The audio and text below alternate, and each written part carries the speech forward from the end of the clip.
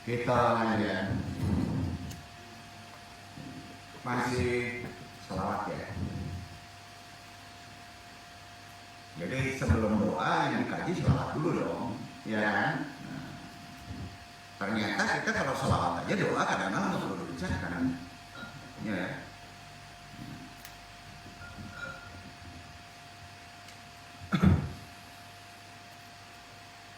Para ulama ittifaq itu sepakat diperbolehkannya menambahkan lafaz Sayyidina yang artinya tuan. Sayyidina itu artinya tuan sebelum lafaz Muhammad. Sayyidina Muhammad. Namun yang lebih afdol menambahkan lafaz Sayyidina dan tidak menambahkannya. Kalau tidak menambahkannya, ulama ini kalau tidak menambahkannya ada perbedaan pendapat. Itu tidak ada. Bapak-bapak apapun juga di sholat pakai Sayyidina tidak masalah. Jadi kalau ada orang menekan kita nggak boleh pakai Sayyidina, nggak masalah. Justru yang bermasalah kalau tidak pakai Sayyidina. Setuju? Kenapa? Begini. Pertama, Syekh Ibrahim Al-Baduri dan Syekh Ibnu Ad-Disham lebih memilih bahwa menambahkan selalu ditambahkan lafaz Sayyidina itu hukumnya lebih utama. Pakai Sayyidina. Ini sudah amalan. Beliau menyebutkan bagian ini melakukan termasuk adab. Termasuk ada bapak menyebut bapak orang tua umpamanya, orang tua namanya Ahmad. Ahmad beradab atau enggak? Tidak. Ya. Dihisab buat kaji adab. Ya. Itulah etika adab kepada Nabi. Maka lebih utama sebaiknya kita menambah Sayyidina. Setuju? Adab itu hukumnya lebih utama daripada muratul adab atau perintah adab afdalu minal imitsal, melakukan perintah. Jadi adab dulu. Ada dua hadis yang menguatkan hal ini. Hadis menceritakan sahabat Abu Bakar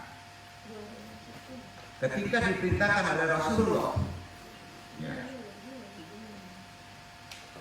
Abu Bakar diperintahkan Rasulullah mengganti tempatnya menjadi imam sholat subuh dan ia tidak mematuhinya.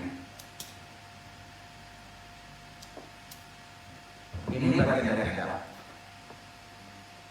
Walaupun Rasulullah sudah menyuruhnya, tapi Abu Bakar tidak mematuhinya. Itu bagian dari adab. Di Quran tidak disebutkan Sayyidina,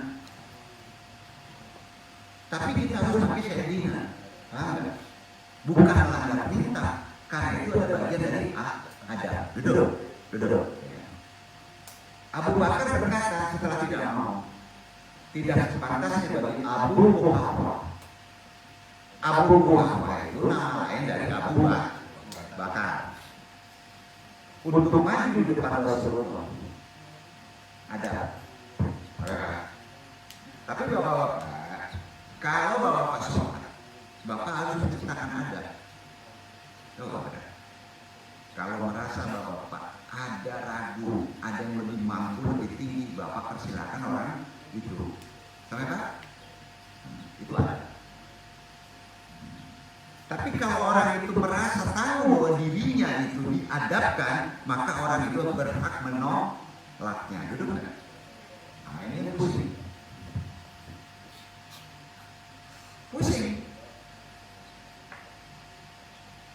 Ada kalanya kita maksudnya itu beradab terhadap makmum, ya, atau beradab terhadap misalnya murid.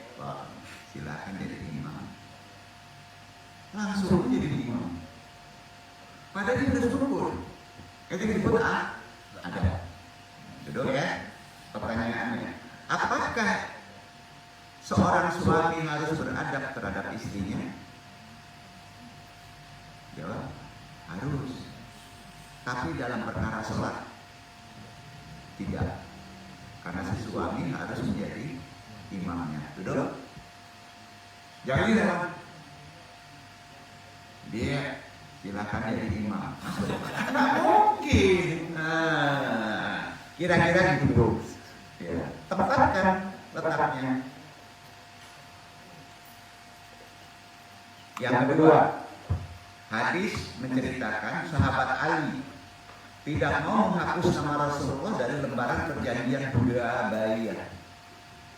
Setelah hal itu diperintahkan oleh Nabi, tolong hapus nama saya. Ali berkata, saya tidak akan menghapus namamu selamanya. Karena itu bagian dari adab. Kedua hadis ini dalam kitab Sahih Bukhari dan Muslim diterangkan arti kata pakailah kita selawat itu menggunakan Sayyidina. Betul? Ada yang berbeda. Karena takrir penetapan yang dilakukan oleh Nabi pada ketidakpatuhan sahabat Abu Bakar, Ali yang dilakukan karena melakukan tata krama dan adat. Jadi gini, kalau kita nih takutnya di Syiah gitu kan, di Quran nggak ada, di hadis nggak ada, ya. Di Quran, di hadis nggak ada, ya. Maka kita harus mengikuti mudik, nggak bisa begitu bro. Ada nggak yang selawatnya Allahumma sholli ala Muhammad wa ala ali Muhammad, ada nggak? Berarti bapak-bapak betul, menurut Quran betul. Tapi bapak-bapak menyalahi aturan syariat secara ada. Dan itu ada hadisnya, 2 hadis tadi. Bapak-bapak bukan melanggar aturan Allah. Duduk kira-kira apa? Jadi pertanyaan antara pilih mana? Allahumma sholli ala Muhammad wa ala ali Muhammad. Allahumma sholli ala Sayyidina Muhammad wa ala ali Sayyidina Muhammad. Pilih mana? Sayyidina Muhammad. Allahumma sholli ala Sayyidina Muhammad, karena ada ada. Karena yang kedua itu lebih utama karena ada. Duduk. Hadisnya ada. Ada orang bertanya? Enggak ya?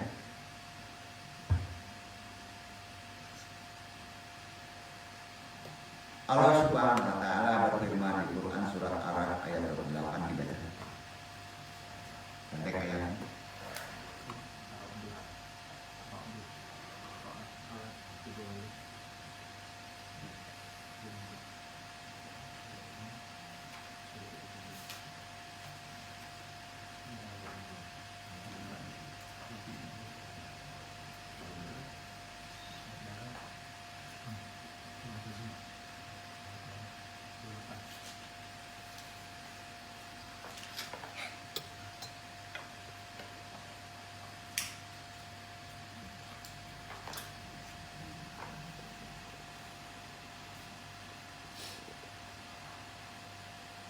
الذين آمنوا وتطمئن قلوبهم بذكر الله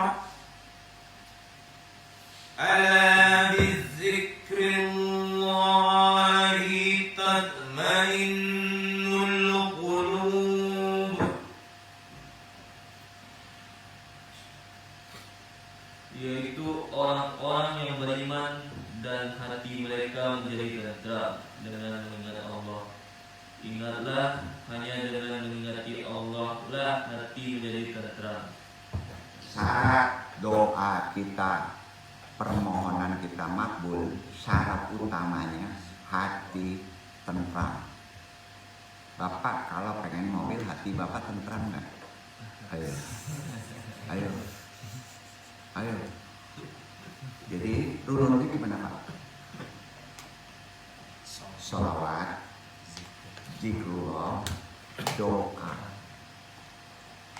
Sholawat, zikrullah, doa. Masih ada satu. ikhtiar. Walaupun sedikit, 2-3 langkah. Itu ilmunya, itu repot. Sholawat, doa tanpa zikir berarti terserah Allah. Pasti ngasih yang terbaik. Kadangkala yang kita minta biru dikasih merah. Ayo. Zikir langsung doa sombong. Nggak boleh. Namanya sombong. Sholawat langsung doa terserah Allah. Ayo. Doa saja rahmat Allah aja. Mau ngasih mau enggak terserah Allah. Jadi kuncinya apa Pak? Pengen makbul. Sholawat, zikir, ingat Allah ya, zikrullah maksudnya ya. Doa, ikhtiar, 4. Itu rahasianya. Koreksi diri kita sendiri dalam berdoa.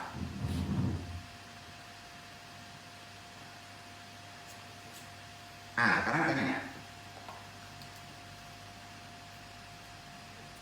Sholat langsung doa terserah Allah. Sholat nggak ada sangkut pautnya dengan doa, karena di sholat ada doa. Duduk di antara 2 sujud, sujud. Ya. Jadi gimana kalau di sholat? Sudah sholat, apa yang mesti dilakukan? Ikhtiar. Sesudah Anda sholat, terbanglah kemana-mana dulu. Terbang, berikhtiar dulu.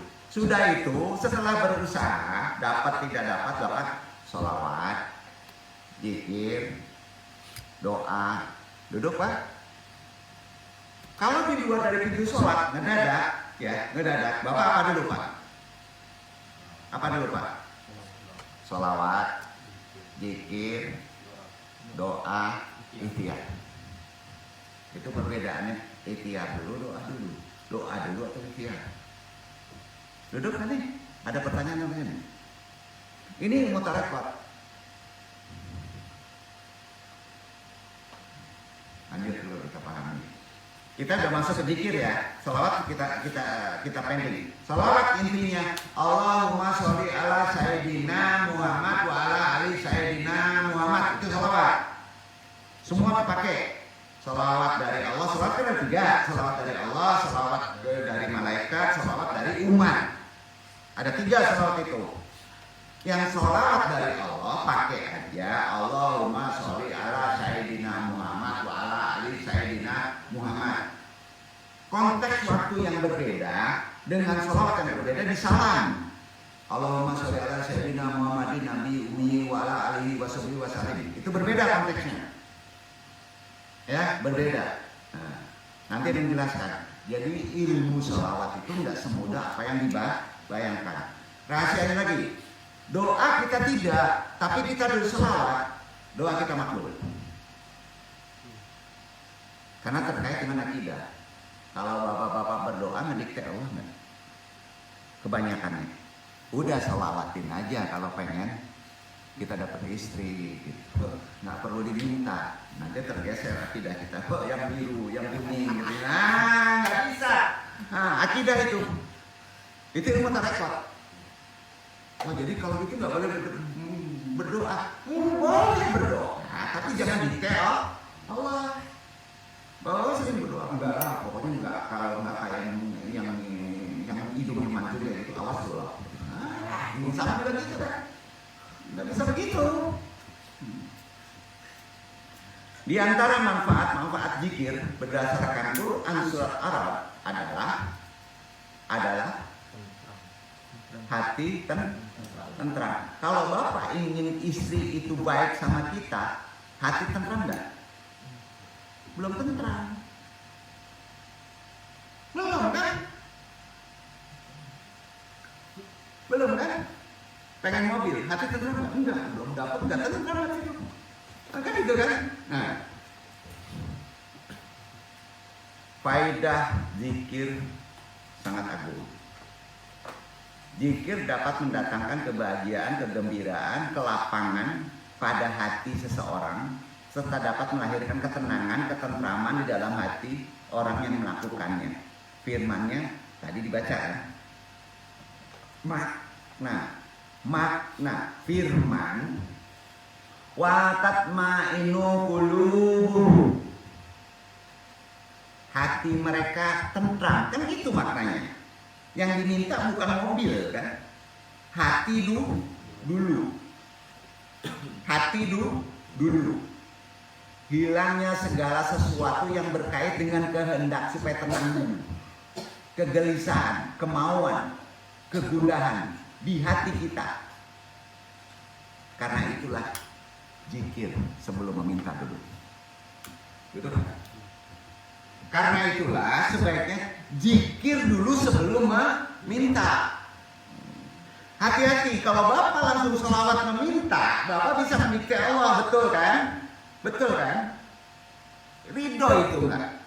Bukan makna ridho itu enggak. Hati tenang, maka kita bisa ridho dalam minta.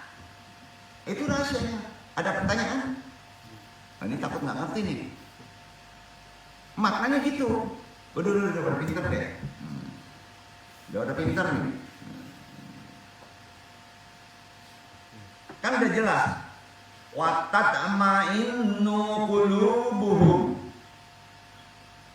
Tenangkan dulu hati supaya jangan gelisah karena faktor permintaan lagi. Gelisah itu tersebab karena kita cangok. Banyak kehendak. Iya enggak? Ya. Beda kalau dikasih sakit, Pak. Beda. Iya kan? Ya, sakit itu bisa dulu pada dosa. Bohong kalau apakah bohong itu? Enggak. Pokoknya Bapak diuji langsung kena itu rata-rata dosa. Renungkan itu, bukan dari Allah. Ya, rata-rata zaman sekarang ya. Kalau dulu entah ya. Kalau yang dikasih misalnya seperti gatal-gatal ya gitu ya. Umpama gatal-gatal kok nggak sembuh-sembuh ya. Gitu ya. Itu dua aja bisa ujian, bisa dosa. Ya. Jangan-jangan dosanya ini ngasih kopi sembarangan ya. Kira-kira gitu. Ini penting yang disampaikan itu ya. Bisa gatal-gatal. Bismillahnya kurang, geremet gitu ya.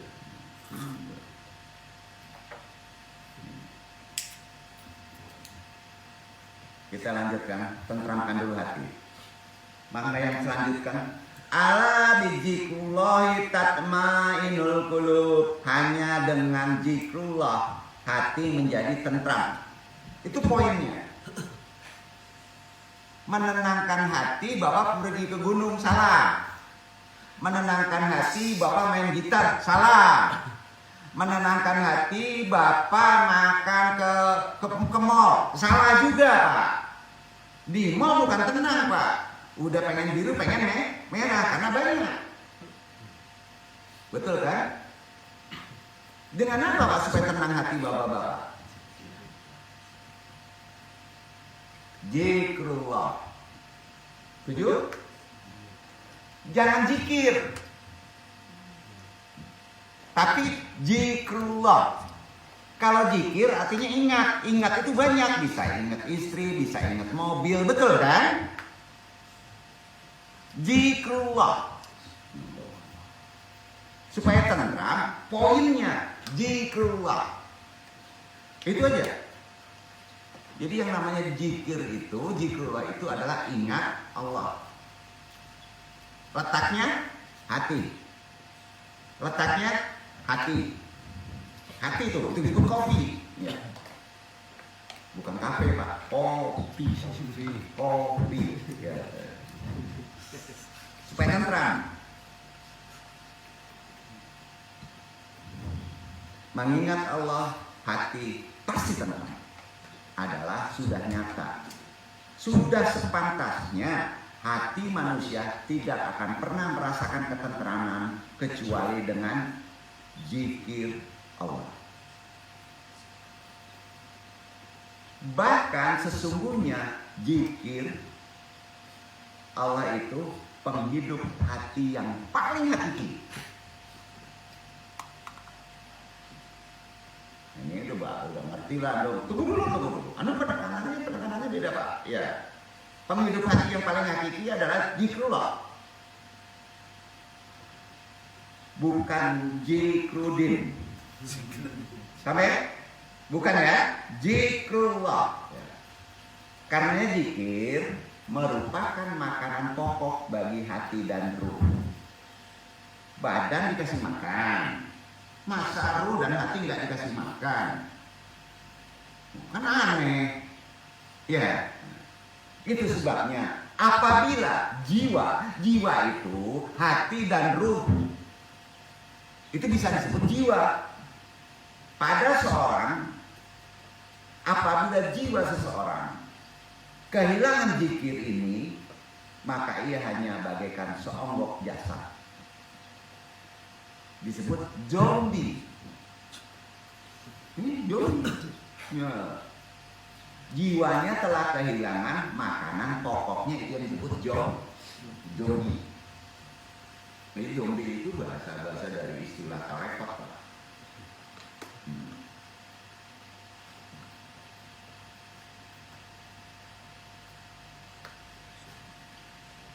Sehingga dengan begitu tidak ada kehidupan yang hakiki bagi sebuah hati.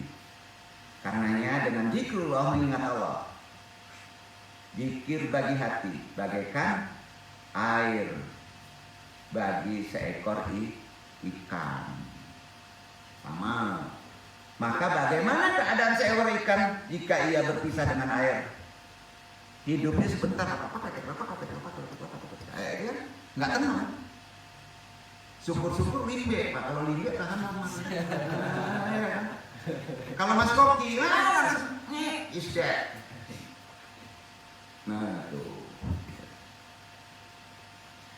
Sudah jelaslah sesungguhnya tidak ada penawar bagi orang yang hatinya gersang, gelisah, resah, gundah hanya dengan zikrullah. Sampai kan? Sampai ya? Sayangnya zikrullah nggak bisa langsung. Nggak bisa. Oh, bisa zikrullah langsung? Nggak bisa. Zikrullah perlu nabi, zikrullah perlu wali. Karena zikrullah itu syaratnya perlu makhluk mulia. Kenapa? Kalau ibarat mobil itu canggih bener, Pak. Kalau di pesawat itu canggih, Boeing sekian, Pak. Kalau kita nggak ahli, nyungsep kita. Itu.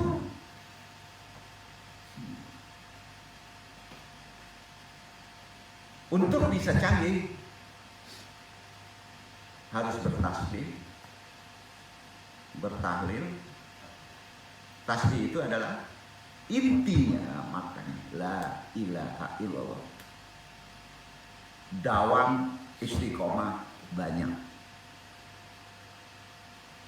Kalau kita mengikuti satu aliran torekot, maka hanya 165 Sotariyah, Kodoriyah, Wan Naksabandiyah sama.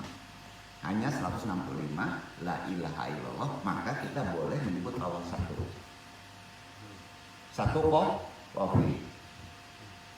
Aduh, buka rahasia.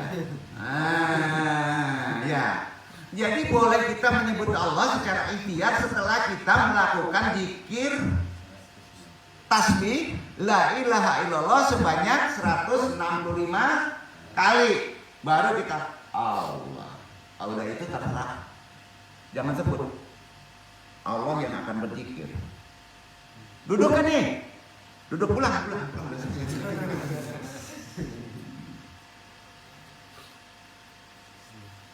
Lipat lidah ke langit atas.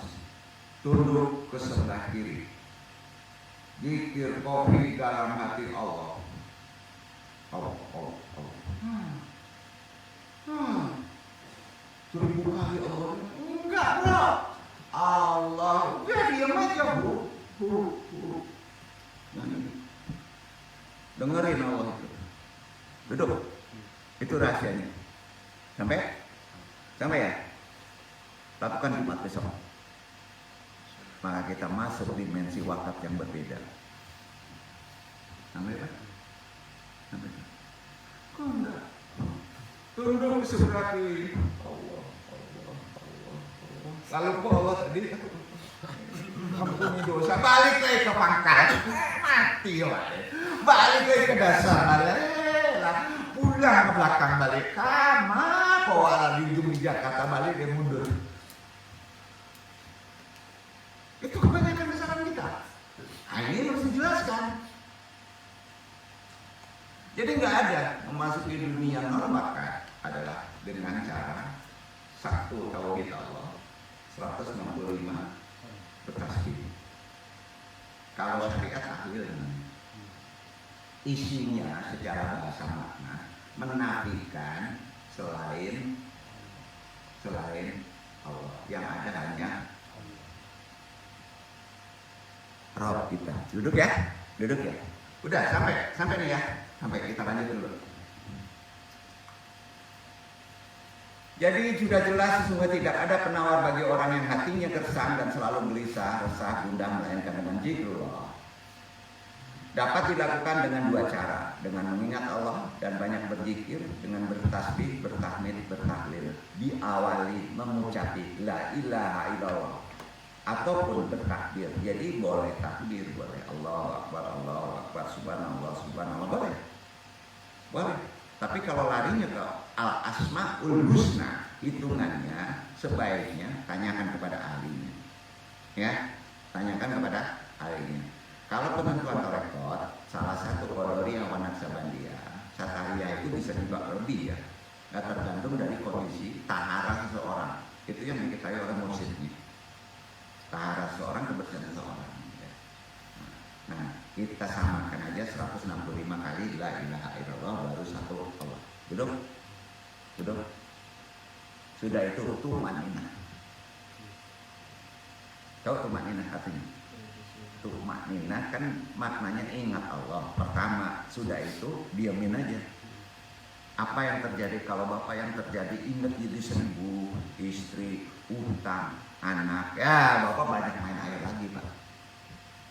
Berarti bapak harus melakukan tobat karena susah. Tobat lagi di awal, ya itu taharah. Itu ada metode dengan suluk. Lanjut dulu. Namun yang amat disayangkan masih banyak kaum muslimin yang belum memahami perkara zikrullah ini. Bahkan untuk mendapatkan kepuasan hati, ketentraman hidup, ketenangan jiwa, ternyata kita harus melalui tahapan-tahapan yang justru tidak dianggap seperti sepele itu. Justru mencari-cari solusi selainnya. Padahal kepuasan hati, ketentraman hidup, ketenangan jiwa yang hakiki tidaklah mungkin dihasilkan melainkan hanya dengan zikrullah. Sayangnya untuk mencapai titik zikrullah itu memerlukan beberapa maqamat yang cukup kita pahami secara sisi lain. Sesungguhnya hati tidak akan merasakan ketenangan, ketentraman, kedamaian, melainkan jika pemiliknya selalu berhubungan dengan Allah.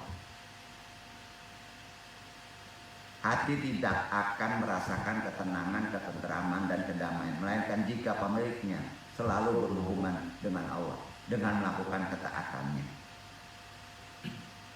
Salah nggak kata-katanya? Kata-kata itu sebenarnya betul, Pak. Aduh, ini bingung nyebutnya. Dengerin dulu ya. Itu sebabnya. Barang siapa yang tujuan utama dalam hidupnya, kecintaannya, rasa takutnya, ketergantungannya hanya kepada Allah, maka ia telah mendapatkan kenikmatan dari Allah, kelezatan dari Allah, kemuliaan dari Allah, kebahagiaan dari Allah untuk selama-lamanya. Hal ini menunjukkan pemahaman bahwa jika seseorang meninggalkan ketaatan kepada Allah atau bahkan bermaksiat kepada Allah, maka hatinya akan sempit, gersang, gelisah, resah, gundah. Adapun kemaksiatan yang terbesar adalah syirik. Dan Allah tidak akan mengampuni orang yang berbuat syirik sampai ia bertaubat sebelum ia mati. Syirik itu ada yang tidak bisa diampuni, ada yang bisa diampuni. Adapun kadar kepuasan hati, kadarnya, ketenangan dalam hidup, ketenangan jiwa seorang sangat bergantung kepada sejauh mana kedekatan kepada Allah. Karena itu kelezatan yang dirasakan oleh hati setiap orang tergantung pada sejauh mana keinginan dalam mendekatkan diri kepada Allah. Itu sebabnya orang yang paling mulia jiwanya, yang paling tinggi derajatnya dalam merasakan kelezatan hatinya adalah orang yang paling mengenal Allah, yang paling mencintai Allah, yang paling rindu berjumpa dengan Allah, yang paling kuat mendekatkan dirinya kepada Allah dengan segala hal yang dicintai dan diridhoi. Itulah zikrullah. Taatullah, taat kepada Allah sebagai kunci utama untuk membuka hati seorang dalam merealisasikan kepuasan hati, ketentraman hidup dan ketenangan jiwa. Sedangkan tingkat taatullah yang paling tinggi dan agung adalah tauhidullah. Mentauhidkan Allah hanya satu. Allah, sudah itu Allah yang berbicara. Dan sebaliknya, tingkatan maksiat yang paling besar, dosa yang paling buruk akibatnya adalah asyirku billah, menyekutukan Allah Subhanahu wa taala. Dengan kata lain, orang yang paling berbahagia, tentram, tenang jiwanya adalah seorang muslim yang bertauhid dan merealisasikan tauhidnya dalam kehidupan sehari-hari. Sedangkan orang yang paling sengsara hidup di dunia ini dan tidak merasakan kebahagiaan, ketenangan, ketentraman jiwa yang hakiki dan abadi adalah orang yang musyrik, bermaksiat kepada Allah. Karena itu zikir berasal dari bahasa Arab yang artinya ingat, mengingat. Sebagai seorang manusia, tentu dalam kehidupannya tidak pernah luput dari masalah. Setiap harinya dosa kian bertambah, tantangan hidup semakin bervariasi. Ada banyak cara yang dapat dilakukan manusia dalam menghadapi konflik jiwa dan pikiran. Dan sebagai umat muslim, umat Islam, salah satu cara tersebut adalah dengan memperbanyak mengingat Allah lewat penafian la ilaha illallah. Karena itu Allah berfirman di Al-Baqarah ayat 152 dibaca.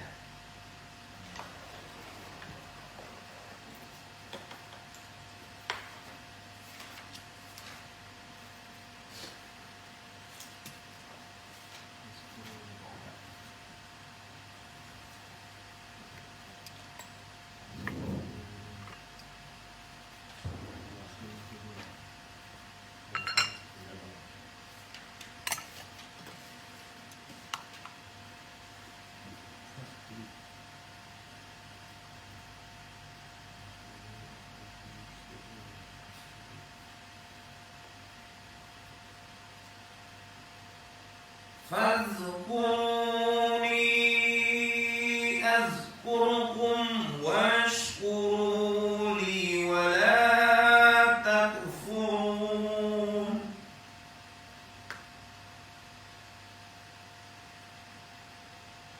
Karena itu ingatlah kamu kepadaku, niscaya aku ingat pula kepadamu, dan bersyukurlah kepadaku, dan janganlah kamu mengingkari nikmatku. Allah itu perlu tauhidullah. Zikirnya satu, ingat Allah. Selanjutnya Allah akan mengingat berzikir kepada kita terus menerus. Jadi dengar duduk. Itu makna pertama. Yang kedua dibaca Arab ayat 28.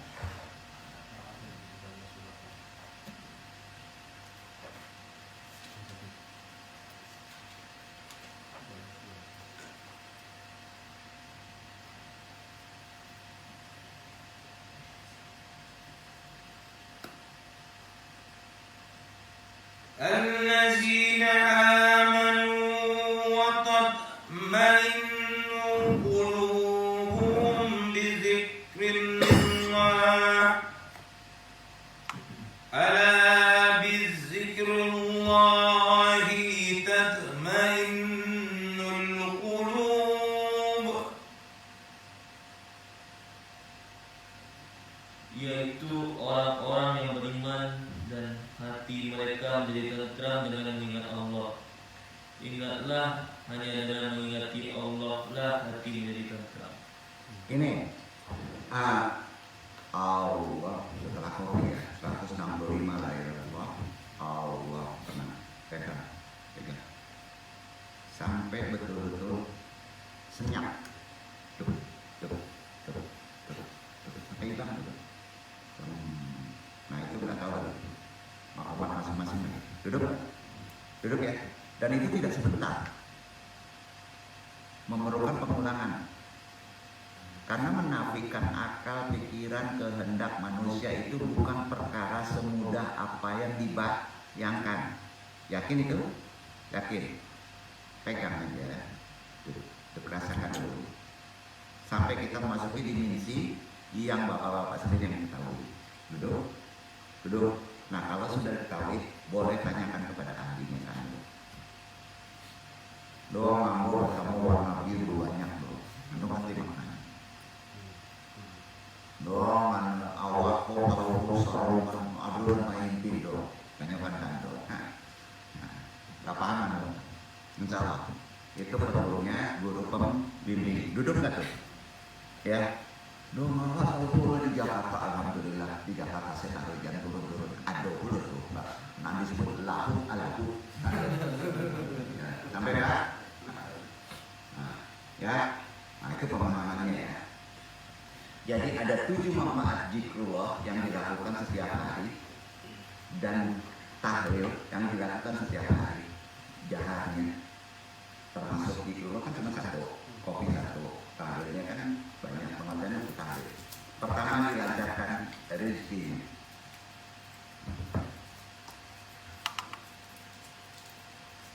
Dasarnya kata Allah akan dilancarkan rezeki ikhwan demi Allah. Dasarnya Al-Jumu'ah surat 62 ayat 10 dibaca.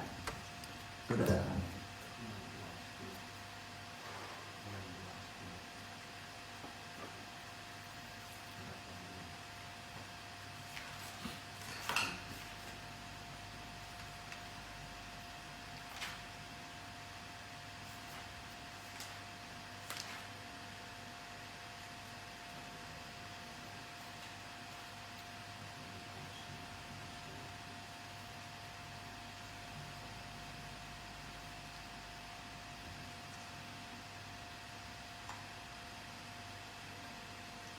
فإذا قضيت الصلاة فانتشروا في الأرض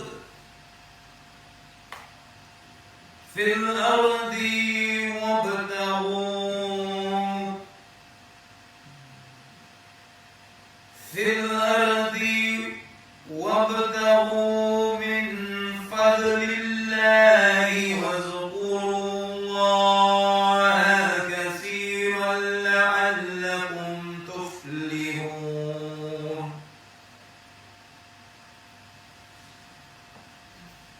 Apabila telah ditunaikan sembahyang, maka bertebaranlah kamu di muka bumi dan carilah karunia Allah dan ingatlah Allah banyak-banyak supaya kamu beruntung. Kita pahami surat ini karena terkait dengan wakat ya. Surat ini menyiratkan bahwa meminta rezeki kepada Allah tidak hanya dapat dilakukan dengan sholat wajib, sunnah dan berdoa saja. Sampai Pak? Enggak. Walaupun di sholat itu ada sunnah untuk permohonan di duduk 2 sujud. Ya. Enggak bisa dengan begitu aja. Tapi dibolehkan kita berdoa meminta sudah sholat. Syariat membolehkan. Cangkok enggak terserah ente lah. Itu sih bahasa tarekat ya. Banyakan cangkok perintahnya apa? Apabila telah ditunaikan sholat, maka bertebaranlah. Makanya jangan heran kalau orang tarekat sudah sholat, ya, langsung keluar, tidak banyak duduk. Udah perintahnya gitu. Berkeluar itu bukan langsung nongkrong di kafe lah. Cari duduk. Itu perintahnya. Setelah itu terserah apakah kamu disuruh zikir atau tidak. Waktunya berbeda. Apakah setelah ikhtiar kamu berzikir, itu hanya kamu yang tahu. Kadang-kadang pas kita sedang berikhtiar, kamu seperti ada bisikan, zikir. Maka kamu zikir.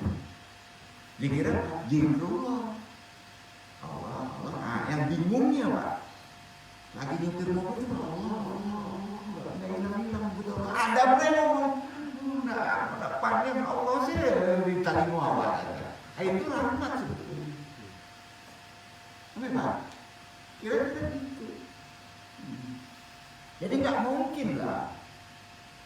Kalau perkara rezeki itu hanya dengan sholat wajib, sunnah, berdoa saja nggak mungkin. Zikirlah yang dapat menambah kemudahan, lancarnya rezeki. Itu ayatnya. Gitu. Yang kedua, manfaatnya menghilangkan rasa gundah. Dasarnya tadi Arab sudah dibaca ya, nggak perlu dibahas. Setiap manusia itu pasti pernah merasakan stres, gundah. Syukur-syukur stres dan gundah itu ujian, bukan karena dosa. Ketika kita sedang dalam fase tersebut, kita harus pahami cobaan atau dosa. Orang yang pintar tahu itu, betul kan? Stres gundah kebanyakannya dosa. Ya. Jangan-jangan terlantung pembangkak kaki itu jangan-jangan dosa. Dan enggak, apakah kan jadi kudul kan, menyimpang orang kan. Hukum keseimbangan. Ketika sedang dalam fase tersebut, Anda sarankan perbanyak zikrullah. Boleh banyak zikrullah. Allah. Bukan la ilaha illallah. Stres bapak-bapak, gundah, galau, ya kan galau banyak ya. Yang paling penting pasti ingat Allah gitu aja. Kan itu boleh. Banyak zikir Allah. Beda dengan yang tadi. Kalau sudah thayyibah, la ilaha illallah, zikir Allahnya satu, sudah itu dengarkan apa kata hati. Duduk. Paham? Alhamdulillah. Kalau kita gundah nggak bisa selesai banyaknya Allah. Jangan. Duduk, itu amalannya. Karena zikirullah itulah aktivitas manusia untuk bisa memusatkan pikiran kepada rohnya. Dengan berzikirullah manusia diarahkan mampu mengenal rohnya lebih dalam lagi apa kehendaknya. Itu yang kedua. Yang ketiga, ada 7 ya manfaat zikrullah ya. Termasuk tahlil. Menjauhkan diri dari godaan jin. Letaknya di mana? La ilaha illallah atau Allah? Ini yang mesti kita dudukkan. Firman Allah berfirman di Quran surat Ali Imran ayat 176. Baca. Jin ini termasuk orang ya, termasuk jin natural. Paham ini?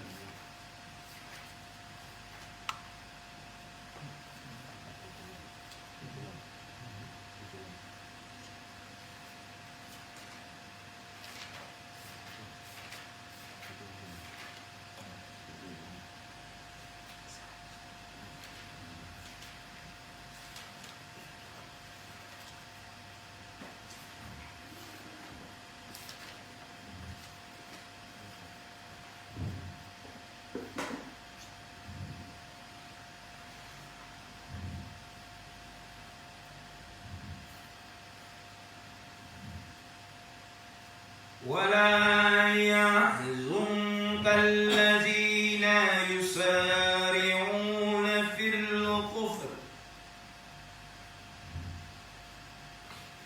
إنهم لن يضروا الله شيئا يريد الله ألا يجعل لهم حظا في الآخرة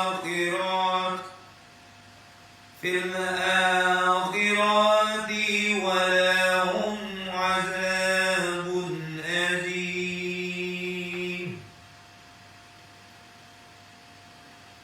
Janganlah kamu disedihkan oleh orang-orang yang sedang jadi kafir. Sesungguhnya mereka tidak sekali-kali dapat memberi mudarat kepada Allah sedikit pun. Allah berkehendak tidak akan memberi sesuatu bahagian dari pahala kepada mereka di hari akhirat, dan bagi mereka azab yang besar. Itu ayat berapa? 176. Coba 175 baca.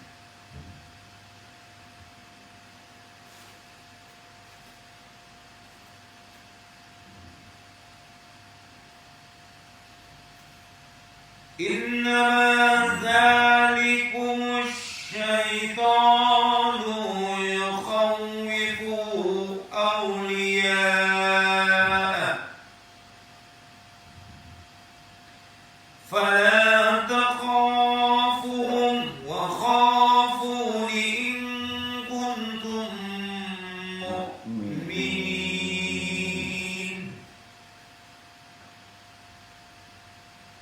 Sesungguhnya mereka itu tidak lain hanyalah syaitan yang menakut-nakuti kamu dengan kawan-kawannya, orang-orang musyrik Quraisy.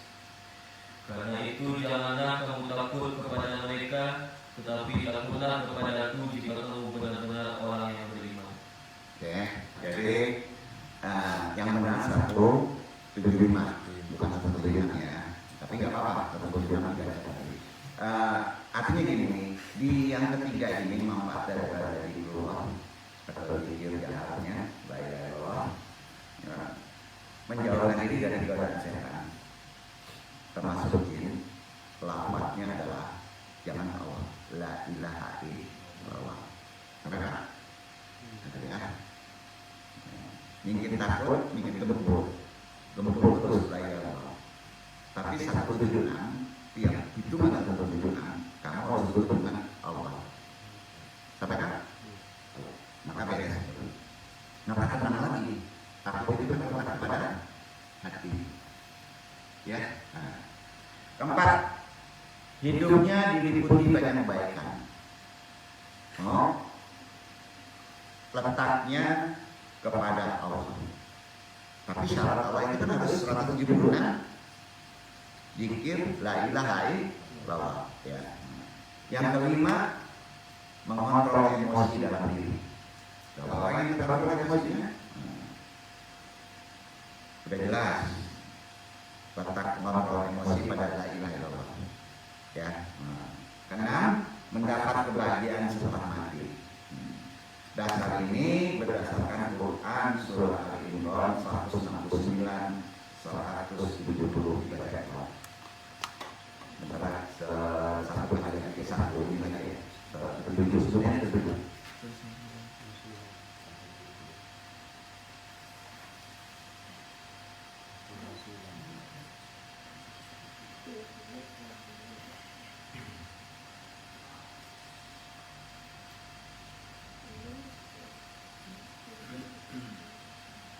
ولا تحسبن الذين قتلوا في سبيل الله أموات بل أحياء عند ربهم يرزقون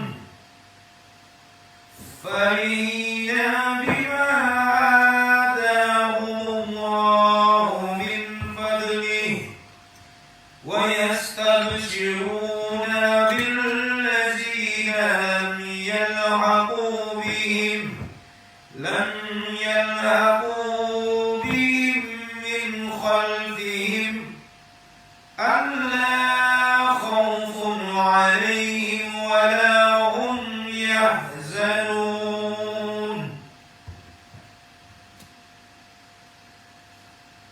Janganlah kamu mengira bahwa orang-orang yang gugur di jalan Allah itu mati. Bahkan mereka itu hidup di sisi Rabb-nya dengan mendapat rezeki. Mereka dalam keadaan gembira disebabkan karunia Allah yang diberikannya kepada mereka. Dan mereka bergirang hati terhadap orang-orang yang masih tinggal di belakang yang belum menyusul mereka, bahwa tidak ada kekhawatiran terhadap mereka dan tidak pula mereka bersedih hati. Ini kaitannya dengan ilmu lorong waktu. Nanti kita sampaikan kalau bapak biasa sampai puncak zikir, la ilaha illallah 176 dengan hitungan metodenya dan ada penentunya. Walaupun Bapak mati, Bapak bisa berdoa hadir lagi. Ayo, lanjut. Yakin Bapak ada ayat ini? Itu Bapak mundur lagi, mundur belakang lagi, Bapak berada lagi. Nggak percaya dia ikut jalan Bapak mati cepat besok. Ini Bapak duduk lagi di sini. Karena orang sudah berdoa kita duduk di dasarnya kan ada di 169, 170 ayat Ali Imran. Duduk ya. Khusus untuk ini yang merupakan hari Jumat. Ya. Jadi di sana kan mendapatkan kebahagiaan setelah mati. Balik lagi Pak? Balik lagi Pak? Balik lagi ya? Mau? Mati itu biasa bro. Mati itu kan iya, makanya nggak bisa Nabi disebut mati. Bapak nggak bisa disebut mati. Khusus mereka ya. Ya, khusus mereka ya. Ingin bukti 176 ayat Allah dari Allah ikuti apakah ya nama lagi Bapak. Tembus lorong Pak. Udah sampai ya lorong sudah selesai ya. 7 mendekatkan diri kepada Allah sedekat-dekatnya.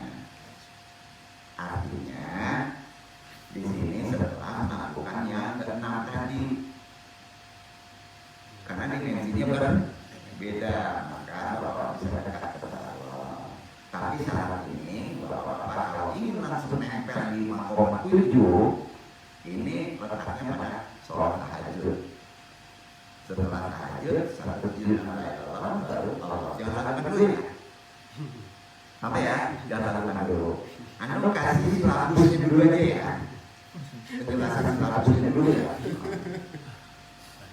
Ini kalau Ustaz ketawa nih, jangan-jangan udah melakukannya. Jangan dulu. Ada 3 keagungan kalimat la ilaha illallah tadi. Perhatikan, la ilaha illallah. Poinnya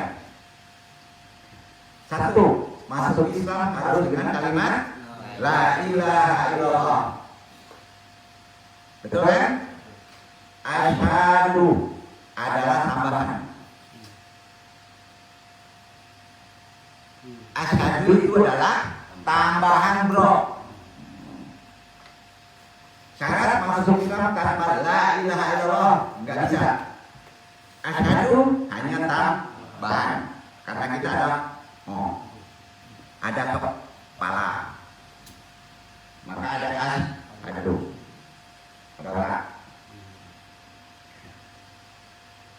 Karena otak itu perlu sumpah. Tahu nggak? Otak itu perlu sumpah, maka ada asyhadu. Kalau bapak udah nggak ada, jangan pakai asyhadu. Otaknya udah nggak ada. Duduk. Gitu. Maka setelah kopi jangan asyhadu. Itu pemahamannya. Ucapan asyhadu ratusan kali tanpa disambung dengan la ilaha illallah tidak bisa dianggap masuk Islam. Sumpah gua masuk Islam. Asyhadu Islam, asyhadu Islam. Bisa masuk Islam? Enggak. Duduk gak tuh? Jadi tetap la ilaha illallah. Ya. Kedua, ada yang tahu? Keagungan kalimat la ilaha illallah. Kenapa Anda mesti gempur itu dulu? Siapa yang akhir kalamnya mengucapkan la ilaha illallah pasti masuk surga. Itu keagungan kedua. Jangan sekarang la ilaha illallah. Nah, zaman sekarang la ilaha illallah udah mulai hilang. Benar nggak? Siapa yang akhir kalamnya mengucapkan la ilaha illallah pasti masuk surga. Ketika seorang sakratul maut selalu didampingi untuk diingatkan katanya. Itu disebut tahlil. Bapak-bapak ingatkan kalau bapak udah di ujung corona, la ilaha illallah, la ilaha illallah, terus la ilaha illallah. Tapi jangan sampai itu nanti gitu ya. yang Allah. Itu ya. La ilaha illallah. Ingatin terus. Itulah kalimat yang dibawa oleh setiap insan. Seharusnya itu. Makanya kalau kita tidak dikasih ujung-ujung mau ketakutan, sebaiknya kita ucapkan la ilaha illallah dengan arti yang dong kan. Nah, ketiga, ada tahu kehebatan la ilaha illallah? Orang tidak akan mencapai tingkat kewalian, tidak akan sampai tanpa selesai mengamalkan la ilaha illallah. Kepuji. Tiga. Pertama, masuk Islam wajib menyebut la ilaha illallah. Kedua, dijamin masuk surga kalau akhir kalamnya menyebutkan la ilaha illallah. Ketiga, tidak akan ikhwan mencapai derajat wali tanpa la ilaha illallah. Tiga. Tidak ada kamu seorang menjadi wali tanpa tarekat. Itu rasanya. Gak ada. Bohong. Tarekat hilang, ngaco. Bagaimana orang bisa usul? Tahu usul? Dekat dengan Allah, hadir dengan Allah, jika tidak dibimbing oleh orang yang sudah usul, orang yang sudah behit, orang yang sudah mati, mengaji lagi. Bukan hal yang aneh. Betul kan? Gimana kita bisa usul kalau nggak ada dibimbing orang yang sudah usul? Ngaji sama yang hidup masih makan nasi. Ngaco. Gitu kira-kira pahamnya. Nah, udah paham kan? Nggak aneh kan? Yang duduk kan diajak usul sama orang yang sudah usul. Itulah luar biasanya la ilaha illallah. Ya, mulai besok kalau bapak takut nih tinggal dong. Ya, carilah dong. Kapundung yang banyak di luar. Banyak yang nggak ngerti. Kata jin pula lagi kan. Jadi mengamalkan la ilaha illallah bukan dapat pahala yang banyak. Kecil lah itu. Bukan pahala bro, bukan. Pahala di sisi makrifat sama dengan makanan bagi kambing, Mbak. Maaf. Kalau makrifat pahala itu kambing, nggak pernah diomongin. Ya. Ada dia gimana? Masuk surga, masuk neraka, nggak gua pikirin. Yang gua pikirin usul. Ayo, bener hubungannya nggak? Itu kan ciptaan semuanya. Surga diciptain, neraka diciptain. Kita inginkan bertemu dengan Allah. Maaf ya, ini bukan maksud menghina ulama-ulama pahala ya, atau kata-kata pahala, karena pahala itu ada di Quran. Itu sebenarnya Pak Umbu kan. Nah gitu. Walaupun di dalam Quran banyak keterangan tentang pahala bagi orang yang sudah menjadi murid tarekat. Tidak mengamalkan sesuatu karena ingin pahala. Enggak. Kenapa? Ayo, ngomong dong. Kenapa? Daripada yang kita minta, la ilaha illallah adalah jaminan selamat seumur-umur tanpa batas. Namun jika la ilaha illallah tidak terbawa, maka jaminan sengsara seumur-umur jutaan tahun tanpa batas. Karena itu amalkan terus zikir yang telah diajarkan Pangersa Ano atau orang Qadariyah, sekurang-kurangnya la ilaha illallah 165 kali, lebih banyak lebih bagus. Gitu ya. Tapi maksimalnya 165 kali. Walau alam insyaallah mudah-mudahan bermanfaat dan menjadi bekal untuk kita dan menjadi arif kita dalam memaknai ayat-ayat Allah yang paling penting ini. Wabillahi hidayah.